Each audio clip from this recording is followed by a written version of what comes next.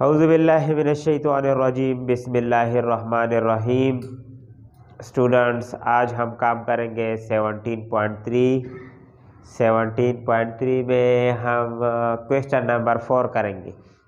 ठीक है, जिसमें हमें कह रहे हैं कि कंस्ट्रक्ट स्क्वायर, एक स्क्वायर बनाना है having area equal to the given rectangle, और उसका जो एरिया है वो रेक्टेंगल के बराबर होना चाहिए।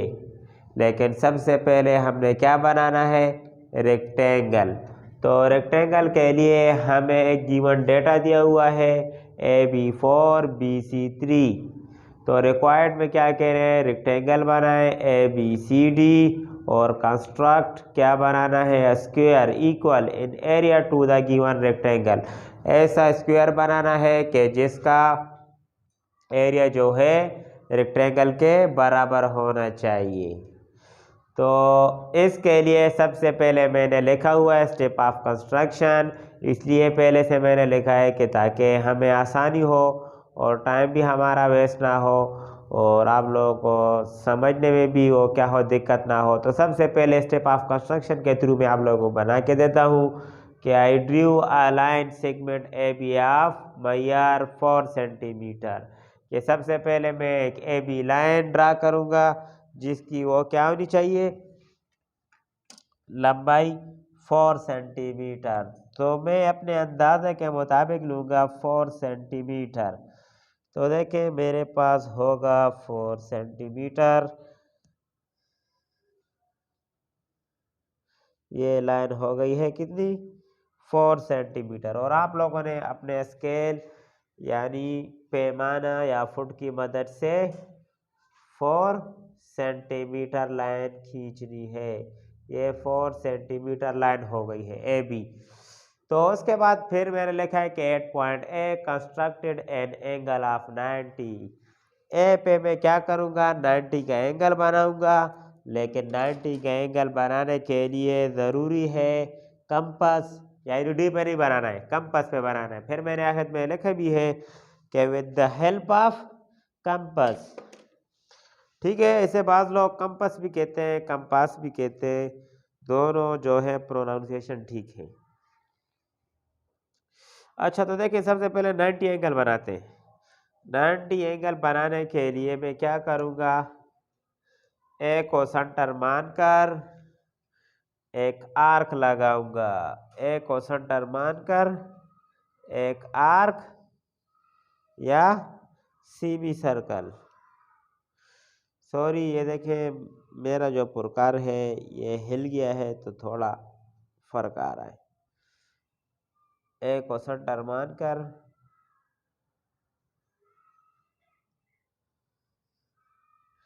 फिर इस पॉइंट पे रखकर ये 60 होगा, ये हमारे पास 120 होगा, ये हमारे पास 90 होगा। तो ये हमारे पास 90 एंगल बन गया है। तो 90 एंगल का जो पॉइंट है अब हम उसे क्या करेंगे, ज्वाइन कर लेंगे। ठीक है, तो ज्वाइन करने के लिए मैं क्या करूँगा, ये पॉइंट है, ठीक है, और इस पॉइंट को और इस पॉइंट को आप इसमें ज्वाइन कर लूँगा। तो ये मेरे पास 90 एंगल बन गया है। अच्छा, ये 90 एंगल बन गया है। फिर मैंने क्या लिखा है, अच्छा, an arc of radius 3 centimetre which, अच्छा, angle 9 and point B constructed angle 90B। फिर पॉइंट बी पे भी एंगल 90 बनाना है। यही मेथड है, यही तरीकाकार है। आप लोगों ने क्या करना है, इस पॉइंट पे रख के अपनी मर्जी का खोल के एक आर्क लगाना है। आर्क भी आप लोग कह सकते हैं, और सेमी सर्कल। देखिए सेमी सर्कल भी हो गया, इधर से स्टार्ट होगा और आधे सर्कल तक आधा सर्कल भी बन गया है। तो 90 का एंगल मुझे चाहिए इस पॉइंट पे रख के 60, इस पॉइंट पे रख के 120, ये बन जाएगा आप लोगों के पास 90। अब देखें 90 का जो पॉइंट्स है उसे हम आपस में मिला लेंगे। ये पॉइंट है और ये पॉइंट, इसको हम क्या करेंगे, मिला लेंगे, तो ये हमारे पास 90 बनेगा। ठीक है, तो 2 नंबर स्टेप ऑफ कंस्ट्रक्शन का काम मैंने कर दिया है। फिर वे कह रहे हैं कि which centre A drew an arc of radius 3 centimetre with cut the ray A M. ये जो रे है इसे मैंने एम का नाम दिया है और ए को क्या करना है, कट करना है। तो इसको कट करने के लिए कितना सेंटीमीटर होगा है, 3 सेंटीमीटर। तो ये मैंने 4 सेंटीमीटर लिया था, आप लोगों ने अपने फुट के मुताबिक खोलना है 3 सेंटीमीटर। तो ये हो जाएगा मेरे पास तकरीबन 3 सेंटीमीटर। ठीक है, तो क्या करूँगा, ए को सेंटर मान के एक आर्क लगाऊंगा, यहाँ लग गया है। इसी तरह बी को सेंटर मान के एक आर्क लगाऊंगा। ये आर्क जब लग गया है तो मुझे क्या मिल गए हैं, 2 पॉइंट्स। जब 2 पॉइंट्स मुझे मिल जाएंगे, देखें A M at point D, इस पॉइंट को मैं डी का नाम दूंगा। फिर क्या लिखा है, and which centre B drew an arc of radius 3 centimetre. इस पे फिर मैं क्या करूँगा, सी का नाम दूंगा, लेकिन इस रे को मैंने के का नाम दिया है और ये हो जाएगा सी। फिर मैंने क्या लिखा है, ज्वाइन सी टू डी, यानी डी और सी या सी और डी को क्या करना है, ज्वाइन करना है। तो देखें ये अब हम मैं ज्वाइन कर लूँगा। तो ज्वाइन करने का क्या मेथड है, दोनों पॉइंट्स पे स्केल रख के ये ज्वाइन हो गया है। तो अब देखें, hence rectangle A B C D is constructed. A B C D हमारे पास क्या बन गया है, एक रेक्टेंगल बन गया है। ये 90 एंगल होगा। तो उसके बाद हम मुझे क्या करना है, एक स्क्वायर बनाना है। तो उस स्क्वायर को बनाने के लिए मैं क्या करूँगा, D C take C E such that, यह डी सी है और सी ई लाइन लेनी है सच दैट सी ई कितनी होनी चाहिए, सी बी के बराबर। कितनी होनी चाहिए, सी बी के बराबर। तो अब आप लोग देखें, सी बी में क्या करूँगा, सी बी के मुताबिक कंपास को खोल के आप लोग देखें, सी बी के मुताबिक खुल गया है। अब उसके बाद मैं आर्क लगाऊंगा, सी को सेंटर मान के, सी को सेंटर मान के मैं एक आर्क लगाऊंगा। तो इस तरह ये आर्क लगेगा।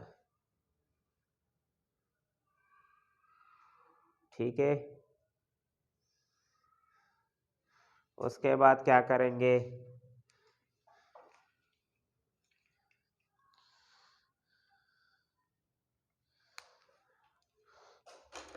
उसके बाद इस लाइन को मैं बढ़ा दूंगा, क्योंकि लिखा हुआ है टैग डी सी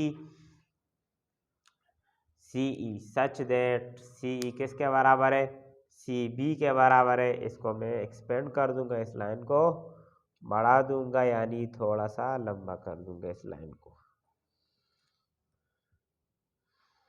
ठीक है,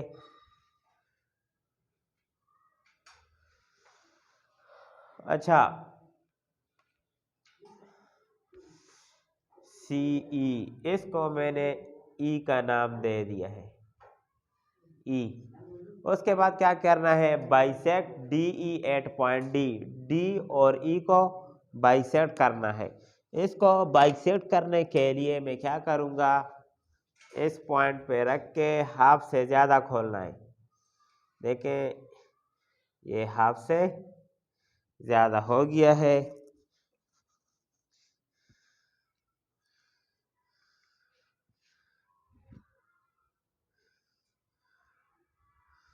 हाफ से ज़्यादा खोल के एक आर्क आप लोगों ने इधर लगाना है,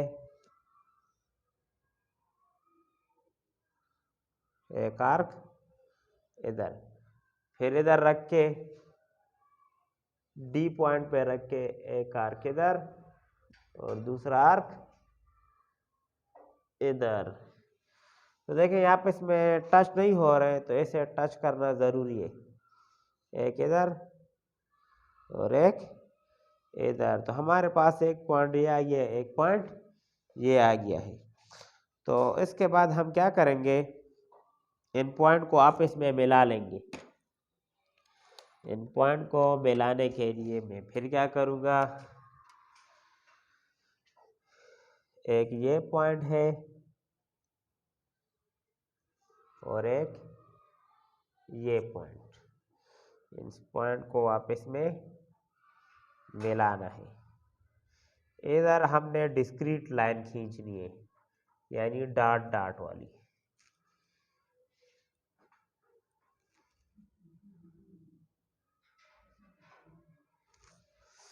ठीक है, तो उसके बाद हमने लिखा है विथ सेंटर ओ D@O। ये जो पॉइंट आया है इस पॉइंट को हमने O का नाम दे दिया है। उसके बाद विथ सेंटर O को सेंटर मान के एक सेमी सर्कल ड्रा करना है, यानी यह सेमी सर्कल कितना होना चाहिए, रेडियस OE होना चाहिए या OD होना चाहिए। तो आप लोगों ने कंपास को OE या OD के मुताबिक खोल लेना है। तो देखिए मैं OE के मुताबिक खोल लेता हूँ, ये रहा, खोल दिया है मैंने। अब एक वो लगेगा सर्कल, तो सर्कल को सेमी सर्कल सॉरी, तो कैसे ड्रा होगा, O को पॉइंट मान के यानी सेंटर मान के, तो ये मेरे पास सेमी सर्कल लगेगा।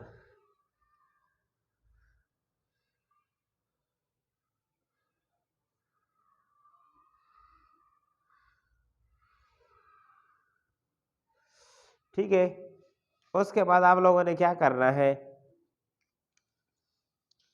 उसके बाद आप लोगों ने देखें सेमी सर्कल भी ड्रा हो गया है, which cut CK।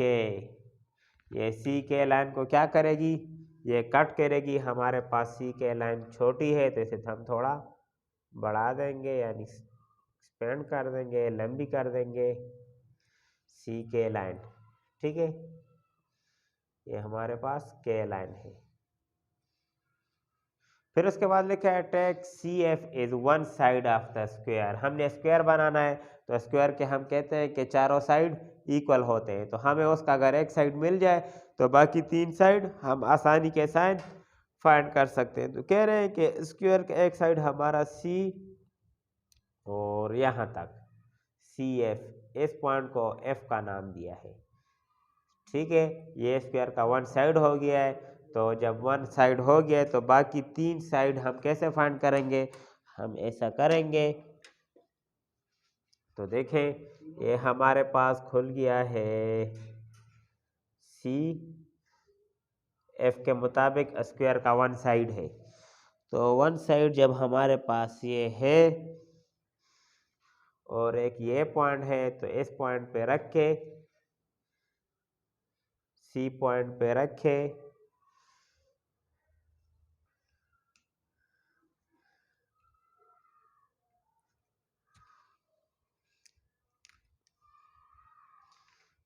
C point पे रख के हमने एक आर्क लगाना है। ये दूसरा पॉइंट मिल गया है।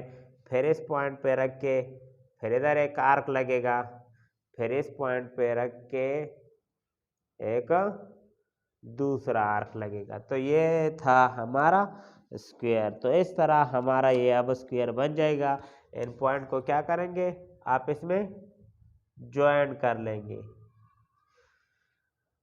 अच्छा, तो क्या है CF, ये पॉइंट जो है वो F है, इसको मैं नाम दे देता हूँ G का, इस पॉइंट को मैं H का। इन सारे पॉइंट्स को आपस में हम क्या कर लेंगे, मिला लेंगे, ज्वाइन कर लेंगे, तो हमारे पास स्क्वायर बन जाएगा।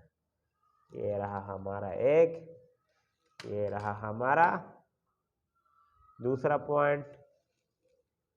फिर आखिर में मैंने लिखा है कि hence CFGH is the required square. तो देखिए ये मेरे पास रिक्वायर्ड स्क्वायर बन गया है which is equal in area to the rectangle. इसका अब एरिया और इसका एरिया क्या होगा, अब सेम होगा। तो ये था हमारा आज का क्वेश्चन, यानी प्रैक्टिकल क्वेश्चन था जिसमें हमने एक फिगर बनाया है, जिसमें हमने क्या शो किया है कि हमने सबसे पहले एक रेक्टेंगल बनाया, रेक्टेंगल के बाद फिर हमने स्क्वायर बनाया है।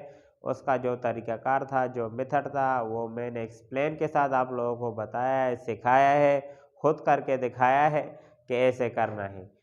अब काम है आप लोगों का, इस पे क्या करना है, प्रैक्टिस करना है और क्या करना है, बार बार इस पे प्रैक्टिस करना है। एंगल कैसे बनते हैं, रेक्टेंगल कैसे बनता है।